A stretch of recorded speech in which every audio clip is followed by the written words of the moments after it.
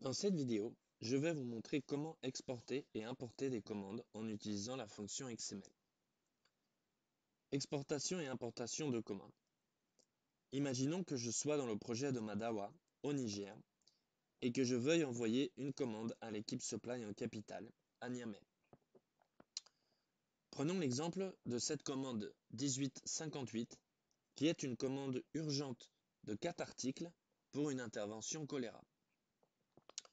Notez que le projet a signalé des remarques sortantes ainsi que des remarques pour chaque article de la commande.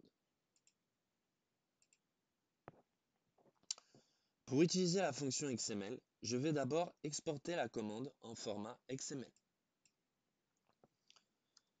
Pour ce faire, je vais cliquer sur le bouton de la disquette. Je sélectionne Export pas IP.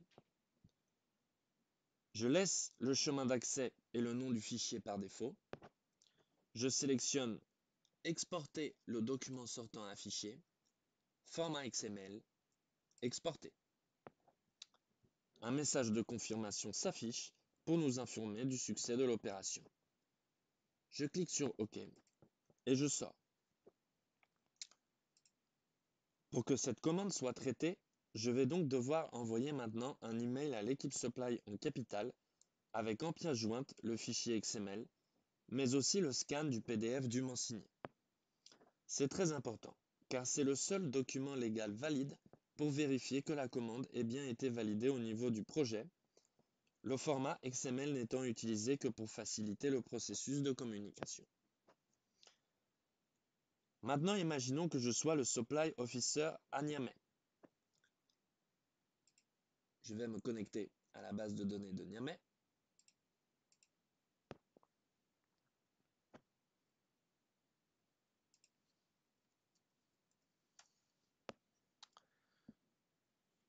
Et je viens de recevoir par email la commande 1858 avec en pièce jointe le scan du PDF dûment signé et le fichier XML. Le loco m'a donné son feu vert pour traiter la commande, donc je vais pouvoir procéder à l'importation. Je vais dans Requêtes et directement dans l'affichage de la liste globale, je vais cliquer sur le bouton de la disquette, sélectionner Import et sélectionner le fichier XML de la commande.